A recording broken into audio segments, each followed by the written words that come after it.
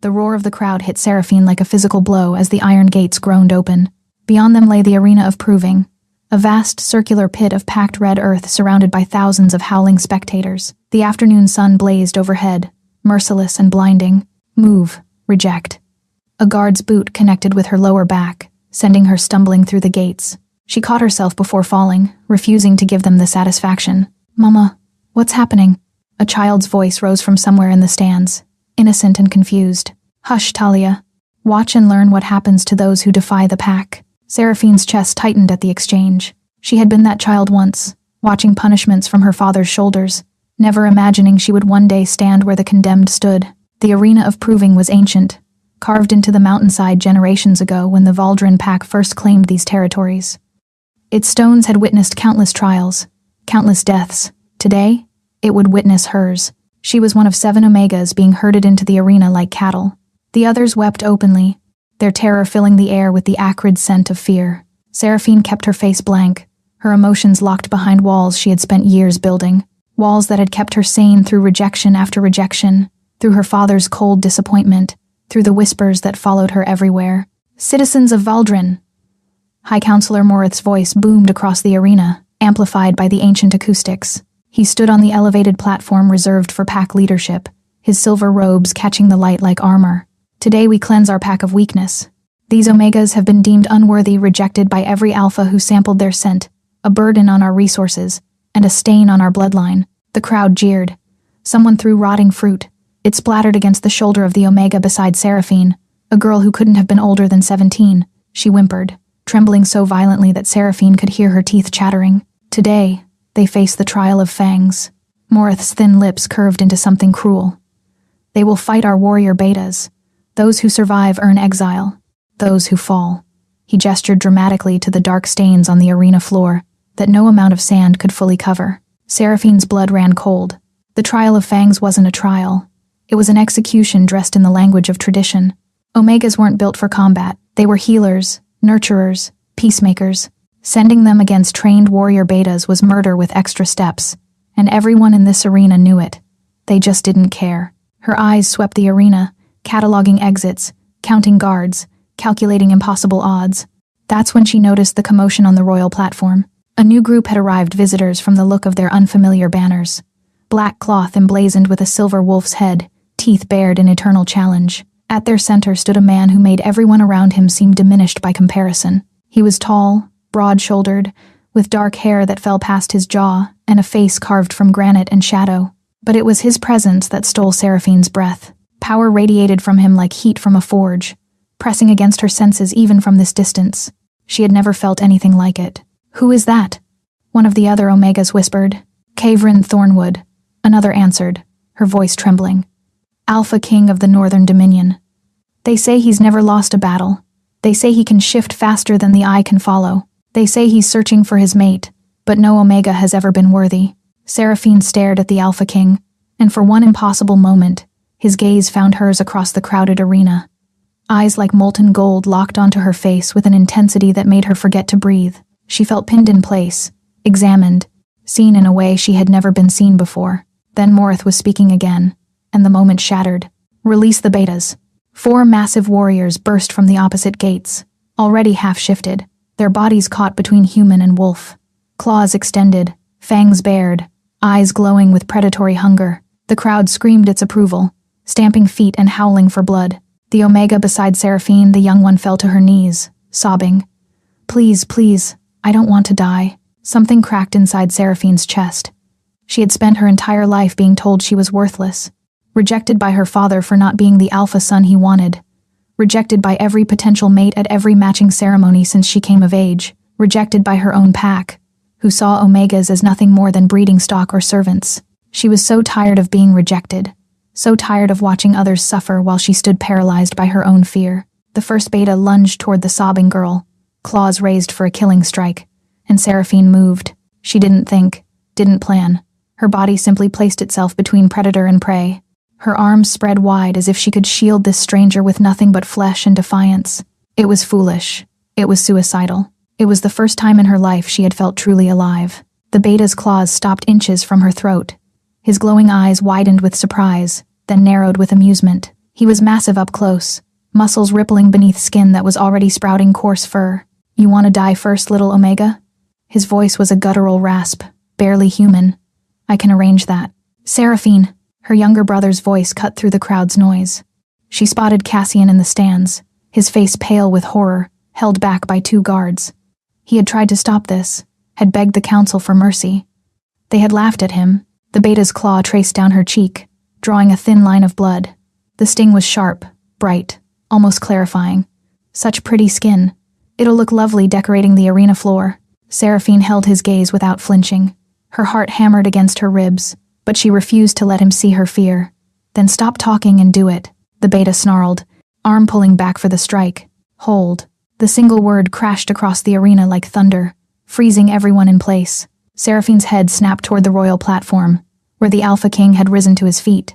Even Morith looked startled. Caverin Thornwood descended from the platform with predatory grace, each step deliberate, and his golden eyes never leaving Seraphine's face. The crowd fell into stunned silence. Even the shifted betas lowered their heads in instinctive submission, unable to resist the weight of true alpha power. "Your Majesty," Morith stammered, hurrying to intercept him. "This is an internal pack matter. Surely you don't wish to interfere with—" "I wish," Caverin said, his voice low and dangerous, "to know why you're slaughtering Omegas for sport and calling it justice. They are rejects, Your Majesty, unworthy of—" "I've seen enough." The Alpha King's gaze swept across the 7 terrified Omegas, lingering longest on Seraphine. "I'll take them." The words dropped into silence like stones into still water. Seraphine felt her heart stutter. "Take them?" Morith's voice cracked. "Your Majesty, these are criminals. Name their crime." Morith's mouth opened and closed like a fish drowning in air. They are unwanted, unmated, a drain on. "Being unwanted is not a crime." Kyverin's voice could have frozen fire. "Name your price, Counselor. I'm purchasing these Omegas under Northern law, which your pack recognized when you signed the treaty 16 years ago." Seraphine couldn't breathe, couldn't think. The Alpha King of the Northern Dominion was buying them, buying her. Why? What could he possibly want with rejected Omegas? Morith's face had gone purple with suppressed rage, but he couldn't refuse. Not publicly, not with thousands of witnesses and a treaty that bound them. 100 gold pieces, he spat. Each, a fortune. An impossible sum meant to make the king withdraw his offer. Caverin didn't blink. Done. He gestured to one of his guards, who produced a chest that clinked with unmistakable weight. 700 gold for 7 Omegas. "I trust that concludes our business." The crowd erupted in confused murmurs. Morith looked as though he might choke on his own tongue. Kyvrin turned to Seraphine, and again that intensity in his gaze made her feel stripped bare, seen in a way she had never been seen before, as if he could look straight through her walls to the terrified, hopeful girl hiding beneath. "Can you walk?" he asked, his voice gentler than she expected. Seraphine lifted her chin, ignoring the blood still dripping down her cheek. "I can do more than walk." Something flickered in those golden eyes. Surprise, perhaps, or interest. The corner of his mouth twitched in what might have been the beginning of a smile. "Good." He offered his hand, a gesture so unexpected that several onlookers gasped. An Alpha King, offering his hand to a rejected Omega.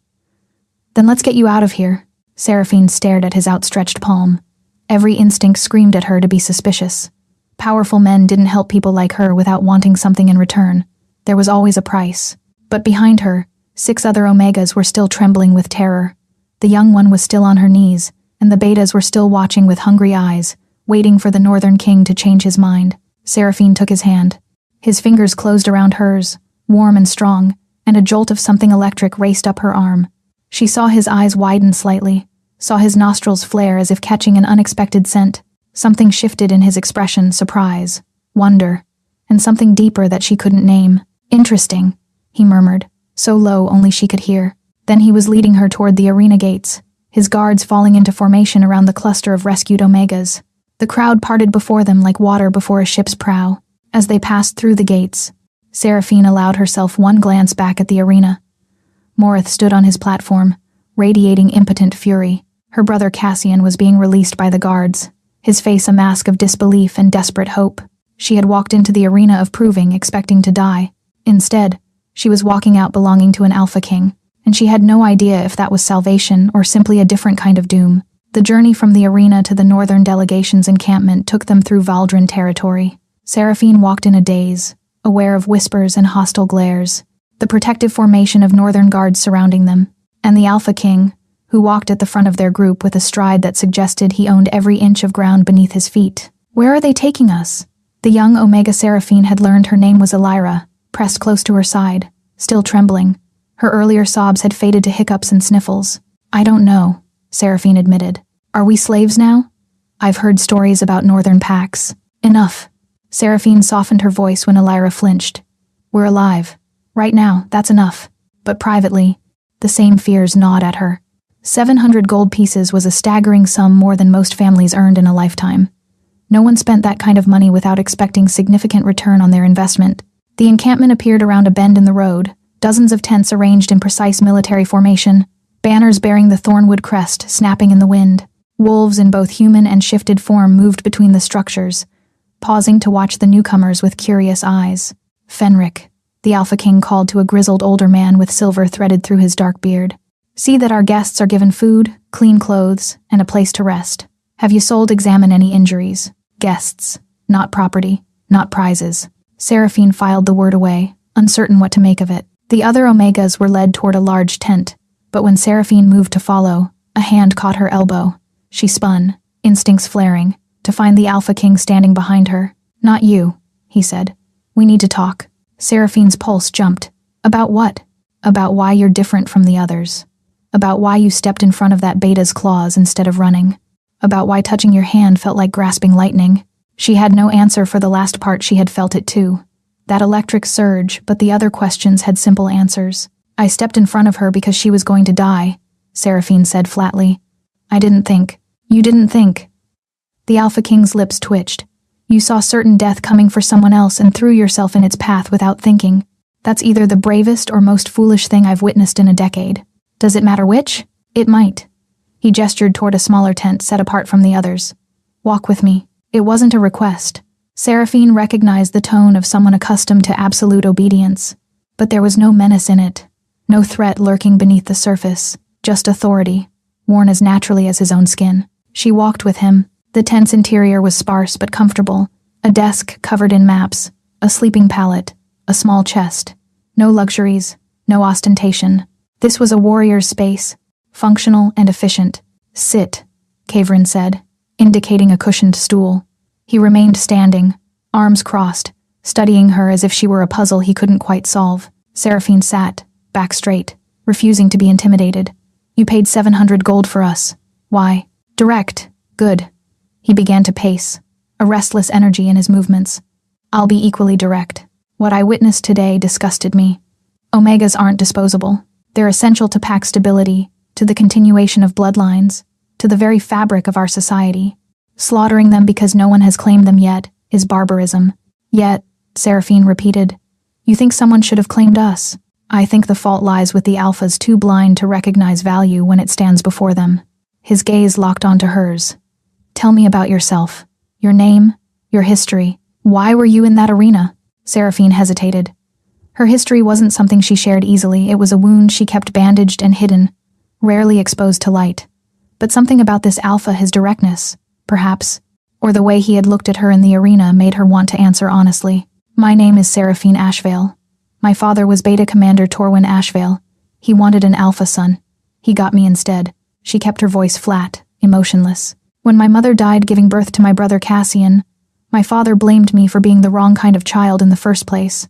When Cassian presented as an Alpha, my father finally had the heir he wanted. I became invisible. Kavrin said nothing, but his jaw tightened. I was presented at every matching ceremony from my 16th year onward. 7 ceremonies, 7 rejections. Seraphine smiled, but there was no warmth in it. The Alphas said I smelled wrong, that there was something broken in my scent, that I made them uncomfortable in ways they couldn't explain. Uncomfortable how? I don't know. They never explained. They just turned away. She lifted one shoulder in a shrug she'd perfected years ago, casual, indifferent, hiding the deep well of hurt beneath. After the 7th rejection, the council declared me a failed Omega, a burden. My father didn't argue. 2 weeks later, I was in the arena. The Alpha King had stopped pacing. He stood motionless, his expression unreadable but his body radiating tension. Your father allowed this? My father suggested it. The words tasted like ash. He said it would be a mercy, quicker than letting me wither away, unwanted. Something dark and dangerous flickered across Kyvrin's face. For a moment, he looked every inch the fearsome warrior king the stories described. "I'd like to meet your father someday," he said softly. "I have thoughts I'd like to share with him." Despite everything, Seraphine felt the corner of her mouth twitch. "I'd pay to witness that conversation." "You won't need to pay. You're under my protection now."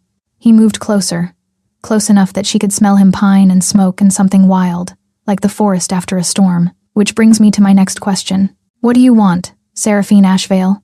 The question startled her. "What? What do you want? Freedom? Sanctuary in the Northern Territories? A position in a new pack? A chance to return and gut the council members who sent you to die?" His voice was calm, as if all these options were equally reasonable. "Tell me what you want, and I'll see what can be arranged." Seraphine stared at him, genuinely speechless for the first time she could remember. No one had ever asked what she wanted. Not once in 23 years.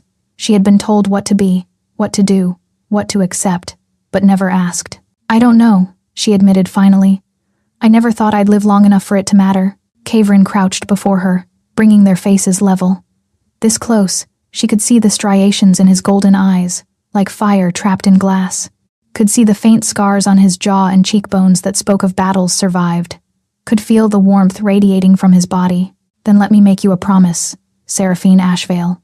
His voice dropped, intimate and intense.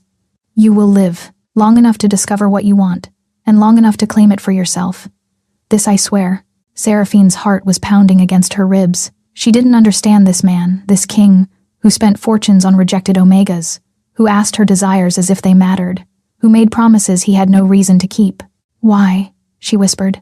"Why do you care?" Kyvrin's gaze dropped briefly to her throat, then back to her eyes.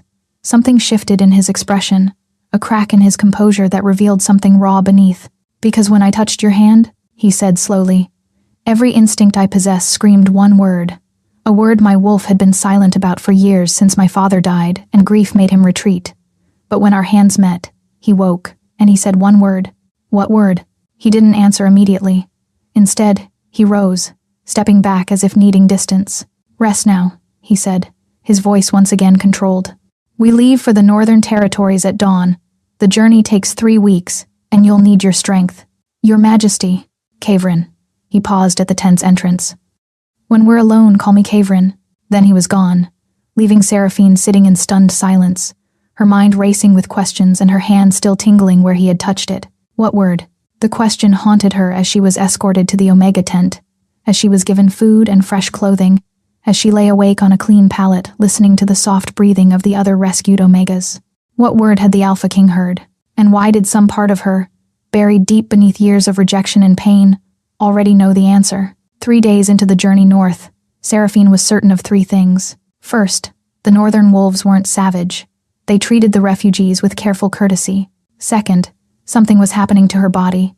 Strange heat beneath her skin, sensitivity to sounds and scents she'd never experienced.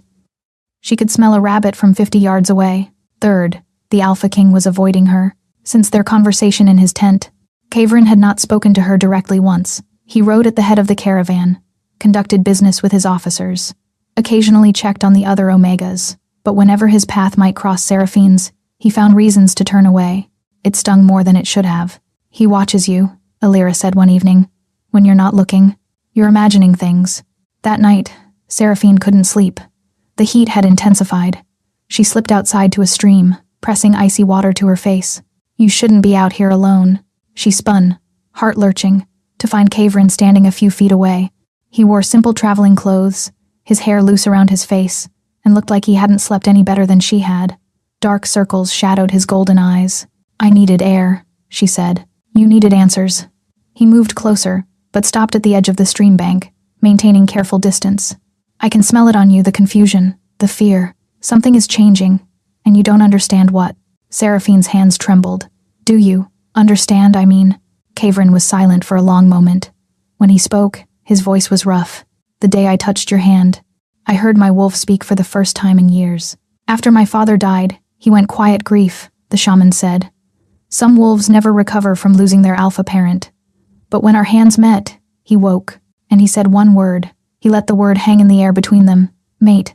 You're my mate, Seraphine. The one the fates chose for me. The one my wolf has been searching for since I came of age. The world tilted.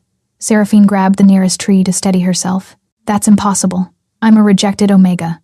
I've been told my entire life that my wolf is damaged, that my scent is wrong. Your wolf isn't damaged. Kavrin's voice hardened.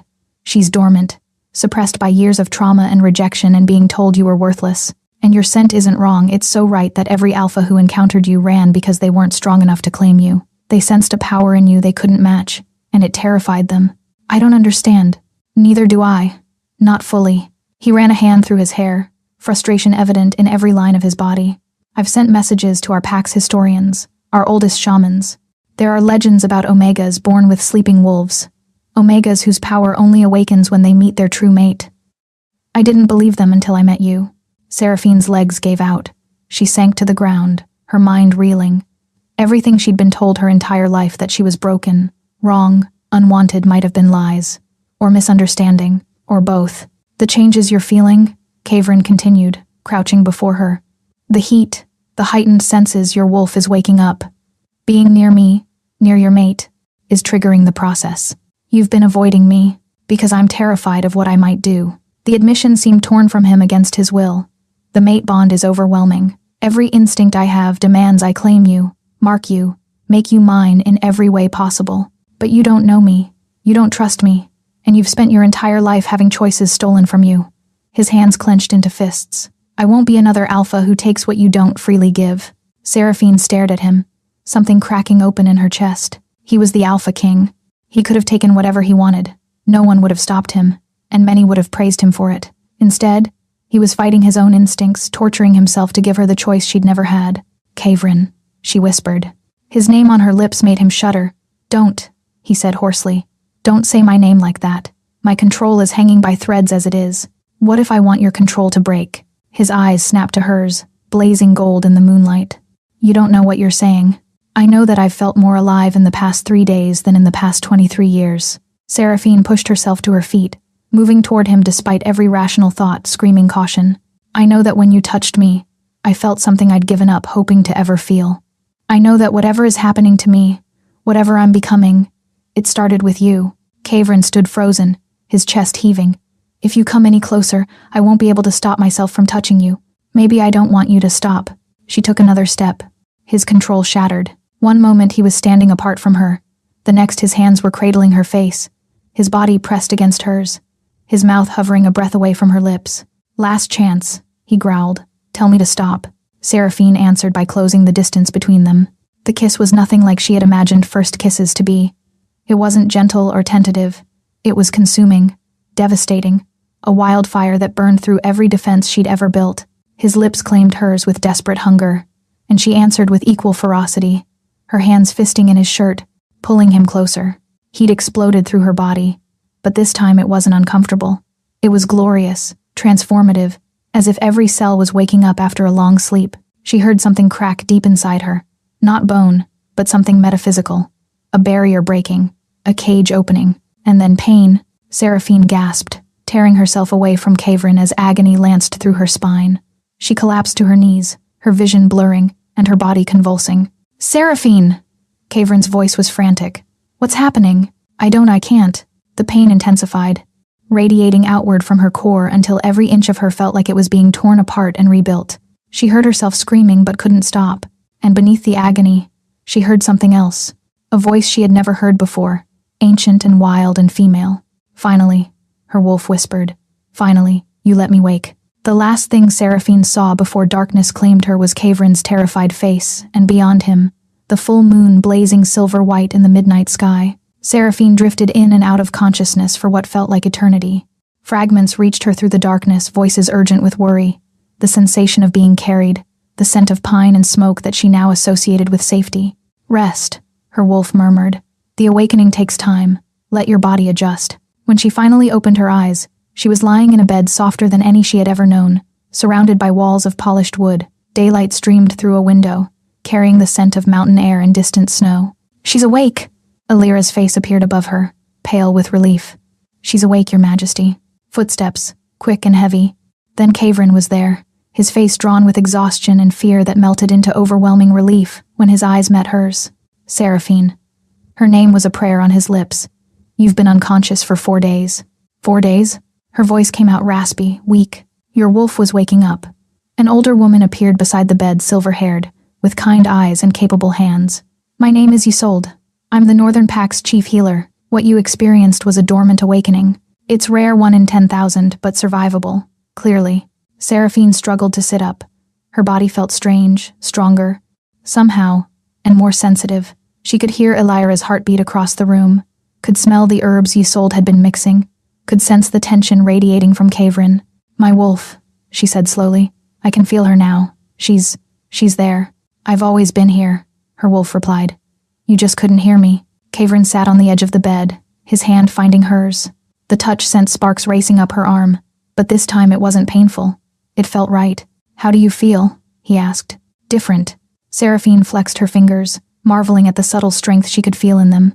I feel like I've been living underwater my entire life, and I've finally broken the surface. Something flickered in his golden eyes, hope, perhaps, or longing. The awakening isn't complete, Isolde warned. Her wolf is present now, but they haven't fully bonded. Until they do, she won't be able to shift. What does that require? Seraphine asked. Isolde and Kavrin exchanged a glance that made Seraphine's stomach tighten. Normally, Isolde said carefully, the bond completes naturally over time. The wolf and human aspects learn to trust each other, to work in harmony. But in cases of dormant awakening, especially ones triggered by a mate bond, the process is unstable, Kavrin finished. Your wolf was suppressed for too long. She's eager, desperate to fully emerge. If we don't find a way to complete the bond safely, the transformation could overwhelm you. Seraphine absorbed this. And if I'm overwhelmed? Neither of them answered. They didn't need to. There's another option, Isolde said reluctantly. But it's dangerous, and it would require the Alpha King's participation. Tell me. A claiming bite. If your mate marks you during the full moon, the bond between you will stabilize your wolf. Give her an anchor. Isolde's eyes moved between them. But if the bite is given before you're ready, before your wolf is strong enough to accept it, the process could kill you. No. Kavrin stood abruptly, his voice harsh. Absolutely not. It's not your decision alone, Seraphine said quietly. I won't risk your life. My life is already at risk. She met his gaze steadily. You said it yourself. Without completing the bond, the transformation will overwhelm me. At least the claiming bite gives me a chance. A chance to die. Or a chance to finally live. Seraphine pushed herself to sit fully upright, ignoring the dizziness that swept through her. I've spent 23 years being told I was broken, worthless, and wrong. Now I find out that none of it was true, that I have a wolf, that I have a mate, that I might actually have a future. Do you really think I'm going to let fear stop me from claiming it? Kavrin stared at her, his expression torn between admiration and anguish. The next full moon is in 6 days, Isolde said softly. If we're going to attempt this, we need to prepare, both of you. The Alpha King was silent for a long moment. Then he reached out, cupping Seraphine's face in his hands with devastating gentleness. If you die, he murmured, I'm following you into the afterlife just to yell at you. Despite everything, Seraphine laughed. I'd expect nothing less. When Isolde and Elira had gone, Kavrin's forehead dropped to rest against Seraphine's. I'm terrified, he admitted quietly. I waited my entire life to find my mate. The thought of losing you so soon after finding you. Then don't lose me. Seraphine's hands came up to grip his wrists. Help me survive this. Stand beside me during the ritual. And when it's over, when my wolf is stable and my transformation complete, I'll stand beside you just as fiercely. Is that a promise? That's a vow. Something shifted between them, a deepening, a solidifying of whatever bond had sparked to life when their hands first touched. Seraphine could feel it in her chest, a warmth that had nothing to do with her awakening wolf. He is ours, her wolf said with satisfaction. And we are his. Not yet, Seraphine replied silently. But soon. 6 days until the full moon. 6 days to prepare for a ritual that would either give her everything she'd never dared to want, or take away the life she was only just beginning to value. Either way, she refused to face it as the broken, rejected Omega she'd once been. She would face it as Seraphine Ashvale, mate of the Alpha King, Omega with a waking wolf, and survivor of every cruelty fate had thrown her way. The 6 days before the full moon passed in a blur of preparation and growing tension. Seraphine learned that they had arrived at Thornwood Keep while she was unconscious. The castle was carved into the side of a mountain, its towers reaching toward the sky like stone fingers grasping at clouds. Unlike the polished grandeur of Valdrin's council halls, Thornwood Keep felt alive, worn smooth by generations of hands, warmed by enormous hearths, filled with the sounds of wolves and children and life. She also learned that news of her existence had spread through the pack like wildfire. "They're calling you the dormant queen," Alira reported on the second day, her eyes wide with excitement. "There's a prophecy, apparently. Something about a sleeping wolf who would wake to stand beside the Alpha King and bring unprecedented power to the northern bloodline." "That's ridiculous," Seraphine said flatly. "I'm not a queen. I'm not even officially mated yet." "Yet," Alira grinned. "That's the important word, isn't it?" But not everyone in Thornwood Keep was pleased by Seraphine's arrival. On the third day, she encountered Lady Ravenna Blackthorn in the gardens, stunning, with raven hair and eyes like frozen lakes. "So you're the Omega everyone whispers about," Ravenna said, voice honeyed with poison. "The reject who caught our king's attention. And you are?" "Ravenna Blackthorn, daughter of the Eastern Alpha. Until your arrival, I was the leading candidate for Kyvrin's mate." "She threatens us," Seraphine's wolf growled. "The mate bond isn't chosen," Seraphine said calmly. "It simply is." "Ravenna," Kyvrin's voice cut through. "That's enough. She is my mate. Any disrespect toward her is disrespect toward me." Hatred flashed across Ravenna's face before she curtsied and departed. That night, Seraphine couldn't shake the memory of that hatred. "She is dangerous," her wolf warned. "We should be careful. We have bigger things to worry about right now." On the fourth day, the symptoms began. Seraphine woke before dawn, drenched in sweat, her body racked with tremors. The heat that had plagued her during the journey had returned tenfold. "It's the incomplete bond," Isolde explained. "Your wolf is fighting to emerge fully, but without the claiming bite to anchor her, she's destabilizing your body. How long can I survive like this?" Isolde's silence was answer enough. Kyvrin arrived within minutes. "We need to move the ritual up." "We can't. The claiming must happen under the full moon. If we attempt it early, we'll kill her faster." Seraphine watched through a haze of pain. "I'll survive. I didn't come this far to die before the interesting part." Kyvrin dropped beside her bed. "You stubborn. Stay with me?" "Always." He didn't leave her side for 48 hours. Through fever and agony, Kyvrin remained. He held her hand. He pressed water to her lips. He spoke constantly stories of his childhood, promises of their future. "I'll take you to the Singing Falls," he murmured. "The water cascades from such heights it makes music as it falls." "That sounds beautiful." "Not as beautiful as you, mate," her wolf sighed. "Our mate loves us." On the fifth day, something unexpected happened. During her worst episode, Seraphine felt a foreign presence brush her mind. "Easy, little sister. You're fighting too hard." The presence was warm, ancient. It wrapped around her struggling wolf like a calming embrace. "Who are you?" "A friend. Someone who walked this path long ago. I am Isolde Thornwood." The pain receded enough to breathe. "The ritual will work, but only if you trust your mate completely. No barriers.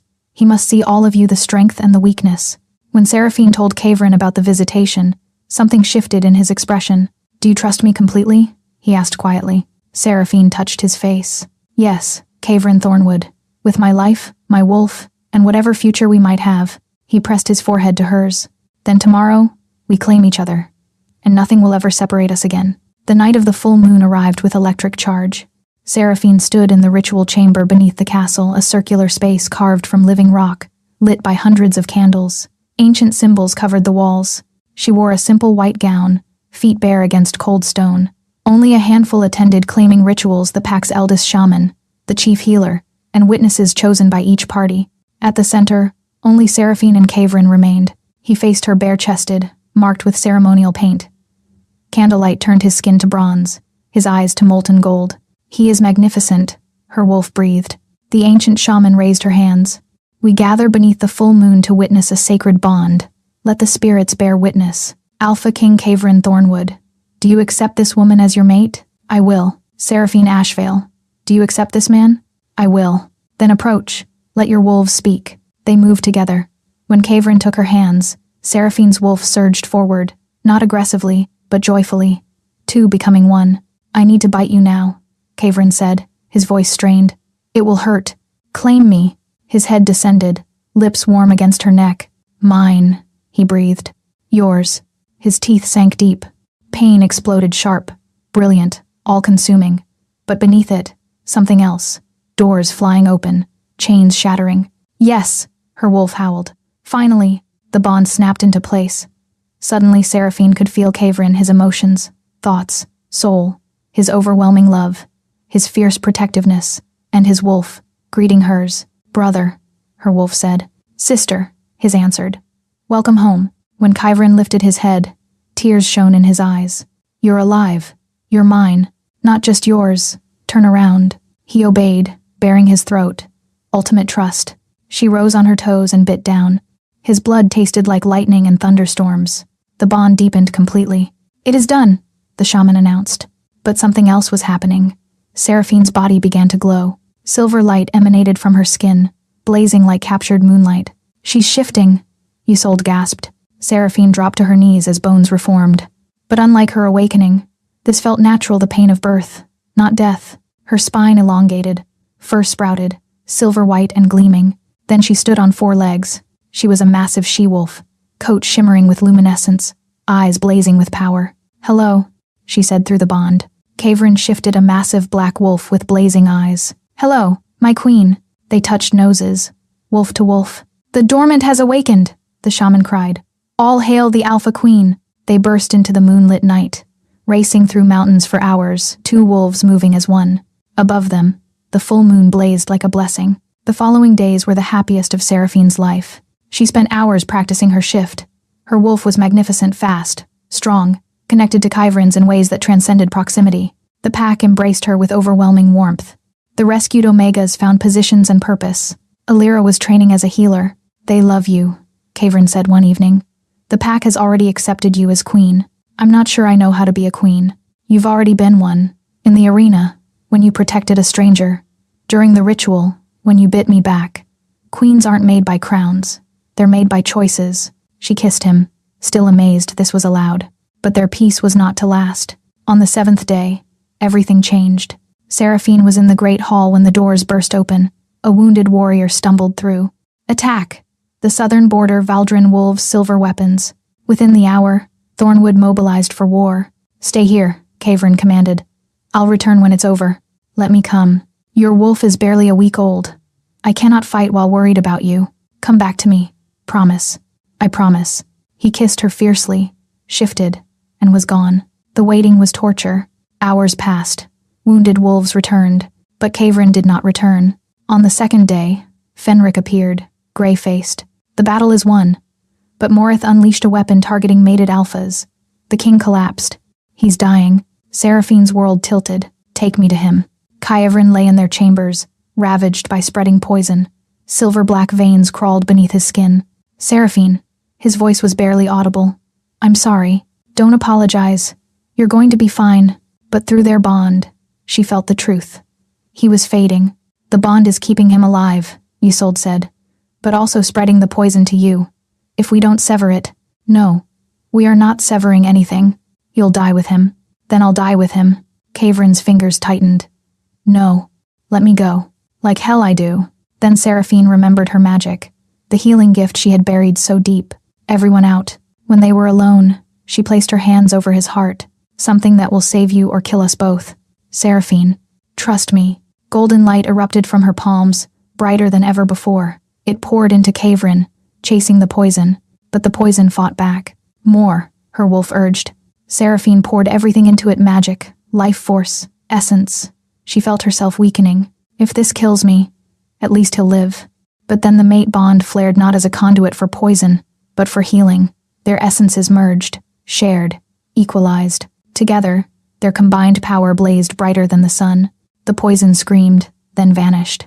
Seraphine collapsed across Kyvrin's chest. For a long moment, neither moved.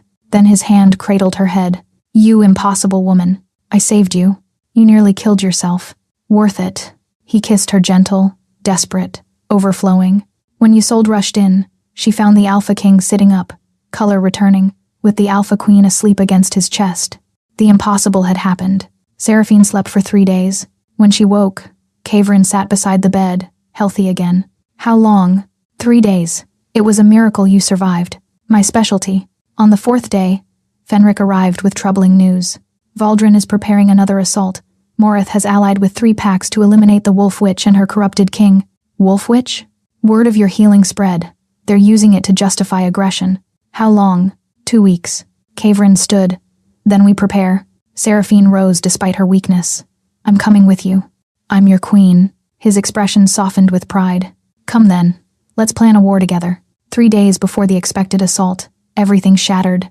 Seraphine was in the healing halls when the explosion rocked the castle. They came early.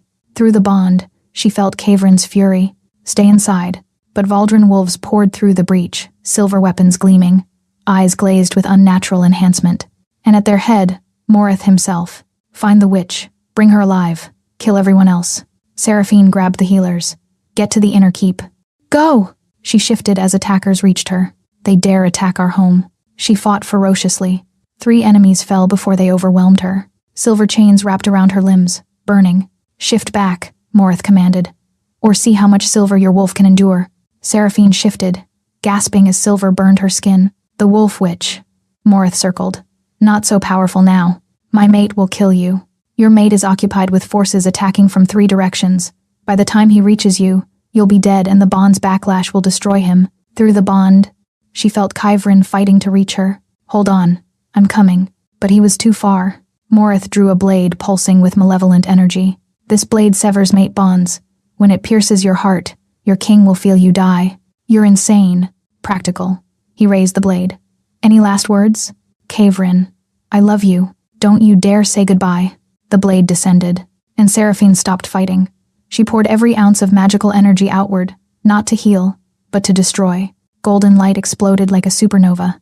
Chains shattered. Guards flew backward. Morith stumbled, and Seraphine transformed. Wolf and magic merged into something transcendent. She stood wreathed in golden light, silver-white fur glowing, eyes blazing with ancient power. What is this? Her wolf asked. I don't know. But I know what to do with it. She moved like lightning. Her claws tore through enemies. Her light burned away dark magic. Within minutes, the invaders were dead or fleeing. Morith tried to run. Seraphine caught him. She pinned him down, claws at his throat. You tried to murder Omegas for sport, poisoned my mate, attacked my pack. Mercy. I am showing mercy. You'll live long enough for northern justice.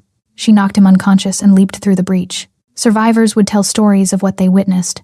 A wolf made of moonlight racing through battle, enemy forces faltering, wolves near death healed by her passing touch. The black wolf and the silver standing together, the air trembling with combined power, and her howl carrying magic, authority, absolute command. Stop. Every wolf froze. The power of an alpha queen demanding obedience that transcended loyalty. This ends now. Your leaders are defeated. Surrender and live, or continue and die. One by one, coalition wolves lowered their heads. Kavrin shifted beside her, hand finding hers. You extraordinary woman. You're extraordinary woman. All hail the Alpha Queen!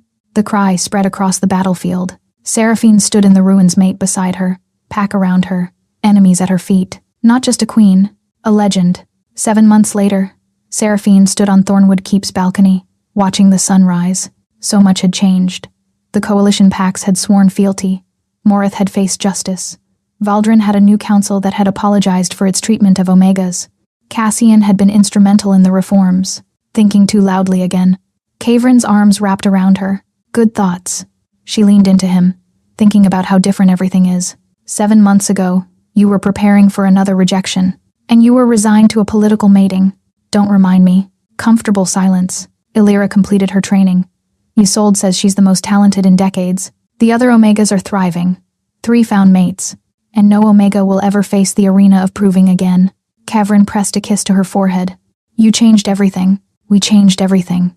Together. He pulled back, searching her face. Speaking of together, Isolde examined you while you recovered. She said you're carrying our child. The world stopped. What? A pup, Seraphine. Her hand flew to her stomach. A baby. We're having a baby. Are you happy? She answered by kissing him with everything she had. A pup.